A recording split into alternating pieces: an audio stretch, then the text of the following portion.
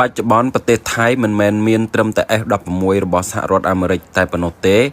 ក៏កំពុងតែប្រើប្រាស់ជាមួយនឹងយន្តហោះចម្បាំង Gripen ដែលនាំចូលពីប្រទេសស៊ុយអែត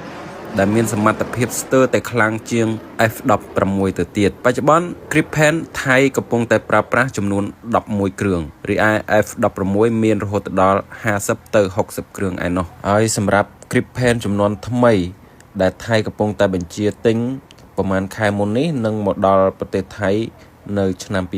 2029ចំណុចសំខាន់របស់ Gripen គឺវាប្រើផ្លូវសម្រាប់រត់ហោះឡើងលើត្រឹមតែ800ម៉ែត្រឬ1គីឡូម៉ែត្រចុះក្រោមគឺវាមានលក្ខណៈបត់បែនជាង F16 ហើយវាមានសមត្ថភាពឆ្លប់យកការនិងកំភ្លើងបាញ់ប្រឆាំងយន្តហោះដូចគ្នាកំភ្លើងបាញ់ប្រឆាំងនាវាហើយអាចទម្លាក់គ្រាប់បែកដែលដឹកនាំដោយប្រព័ន្ធ laser ផងដែរមិនតែប៉ុណ្ណោះវាមានប្រព័ន្ធចាប់យកទីតាំងច្រើនក្នុងពេលតែមួយ